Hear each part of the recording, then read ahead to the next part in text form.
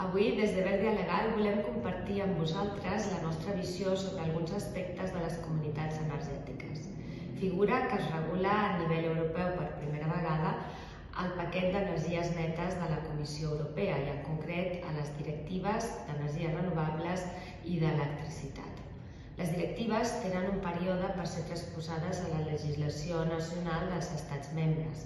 En el nostre cas, tot just trobem la definició de comunitats d'energies renovables a l'article 6J de la Llei del Sector Elèctric. Aquesta manca de normativa específica per la figura de les comunitats energètiques pot constituir una barrera en el seu desenvolupament, donada la incertesa que existeix tant a quina ha de ser la figura jurídica més adient per desenvolupar comunitats energètiques, qui poden ser els seus membres, la seva adhesió, la seva sortida o inclús quines són les activitats dins del sector energètic que aquestes comunitats energètiques poden exercir.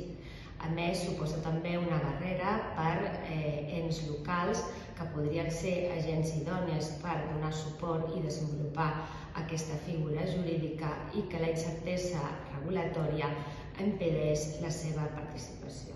D'altra banda, també la manca d'un marc regulatori concret pot ser un avantatge i està donant lloc al desenvolupament de projectes innovadors sempre quan respectin un sector tan regulat com és l'energètic.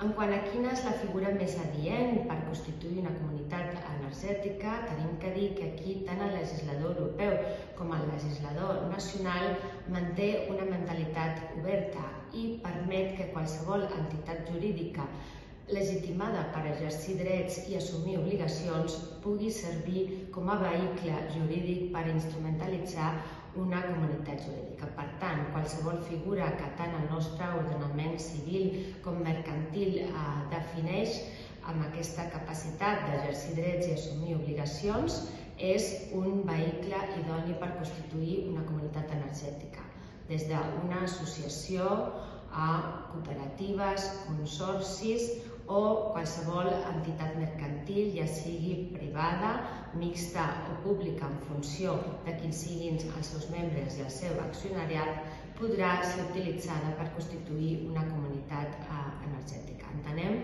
que aquesta voluntat oberta hauria de mantenir-se per, d'alguna manera, deixar llibertat als membres potencials d'una comunitat energètica a escollir quin és el vehicle jurídic més adient en funció de les seves necessitats i particularitats del projecte que volen desenvolupar en comú. Recordar també que una comunitat energètica mai pot tenir ànim lucratiu. Més aviat al contrari, l'objectiu primordial d'una comunitat energètica és la d'oferir beneficis socials, econòmics i mediambientals en els seus membres. Això no vol dir que en el cas d'obtenir beneficis econòmics, aquests poden tenir lloc, però sempre hauran de revertir en el propi benefici de la comunitat o dels seus membres. Si pensem a futur, i esperem que sigui aviat, podria haver un desenvolupament normatiu de la figura de les comunitats energètiques, és cert que entenem que hi ha alguns aspectes que necessàriament hauríem de veure amb aquesta normativa. Un seria en matèria d'autoconsum, ja que és aquesta una activitat entorn a la qual giren la majoria dels projectes de comunitats energètiques que estem veient en l'actualitat, la figura de l'autoconsum compartit. Aquí trobem una barrera que és la distància que s'ha fixat com a criteri de proximitat d'aquells que participen en aquesta activitat, actualment en els 500 metres, distància que entenem s'hauria d'ampliar.